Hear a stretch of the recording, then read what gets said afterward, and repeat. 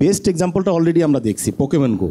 তার মানে আমরা অ্যাভয়েড করতে পারবো না যে ভার্চুয়ালের সাথে রিয়েলিটির কানেকশন এস্টাবলিশ করে যেটা বড় মার্কেট তৈরি করা সম্ভব, সে বিষয়ে কোনো সন্দেহ নাই। অলরেডি এটা প্রুভেন, এখন নতুন করে প্রুভ করার কিছু নাই।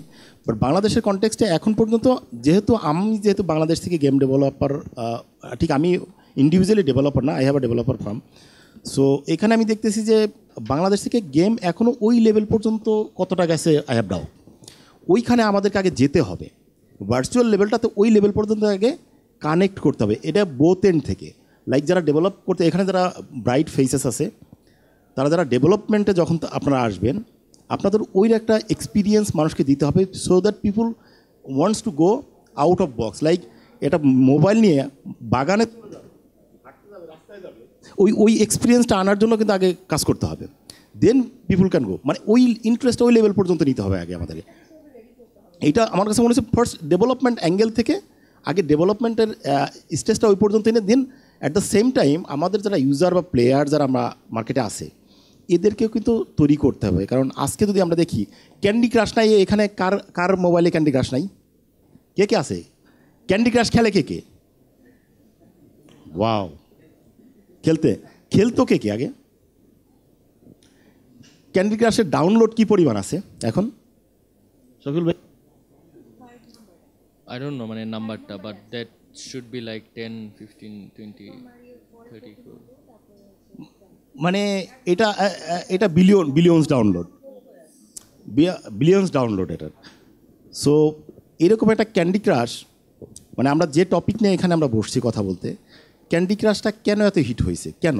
এটা যদি আমরা একটু চিন্তা করি, ওয়াহিদ ভাই খুব সুন্দরভাবে বলছেন ওনার প্রেজেন্টেশনে, কিন্তু ইউআই এবং ইউএক্স নিয়ে আসলে কোথায় খেলাটা খেলতে হবে। আমরা শুধুমাত্র কোডিং একটা পার্ট, একটা গেমের কোডিং কিন্তু ছোট্ট একটা পার্ট, মূল রোলটা প্লে করবেন আপনারা। আজকে যারা ইন্টারেস্ট নিয়ে এখানে আসছেন, আপনারা যদি আমাদেরকে ওইভাবে, মানে আমি যদি একজন ইউজার হিসেবে নিজেকে চিন্তা করি, তাহলে আমি একটা গেম খেলার আগে আমি চিন্তা করবো এই গেমটা আমাকে অ্যাট্রাক্ট করে কিনা।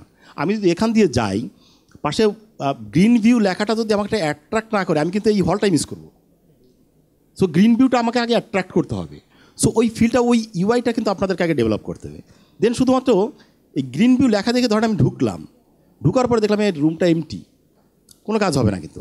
সো আপনাকে এই এক্সপিরিয়েন্সটাও ডেভেলপ করতে হবে। গ্রিন ভিউতে আসলে সামথিং শুড বি গ্রিনারি। এখানে দেখে আমি মনে হয় যে না, এটা ওই নামের সাথে এখানকার ভিতরে যে টেক্সট আছে বা কনটেক্সট আছে সেটা সিমিলারিটি আছে, এবং এটা আমাকে একটা ফিলিংস দিতে হবে।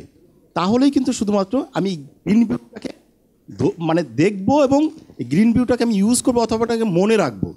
সো ওয়াহিদ ভাই যেটা বলছেন যে এক্সপিরিয়েন্সটা কিন্তু ডেভেলপ করা খুব ইম্পর্টেন্ট, শুধুমাত্র ইউআই দিয়ে কিন্তু কাজ হবে না।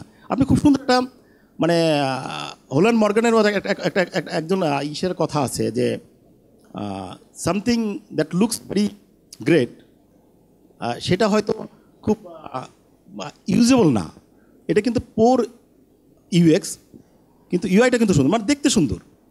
আবার দেখা গেলো যে কোনো জিনিসটা দেখতে সুন্দর না, কিন্তু ইউজ আছে অনেক বেশি।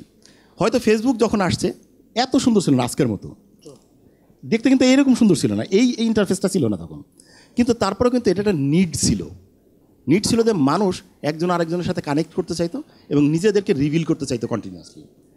এই সুযোগটা কিন্তু তারপরে ইউএক্সটা ঠিক ছিল শুরুতে, ইউআইটা হয়তো ওই লেভেলে ক্যাসে ছিল না। এখন দেখা যাবে ইউআইটাও তারা ঠিক করে ফেলছে, অ্যাট দ্য সেম টাইম ইউএক্সটাকেও তারা ঠিক রাখছে। সো দুটোর কম্বিনেশনে কিন্তু ফেসবুক এত বড় অ্যাপ্লিকেশন মার্কেটে এখন। Thank you.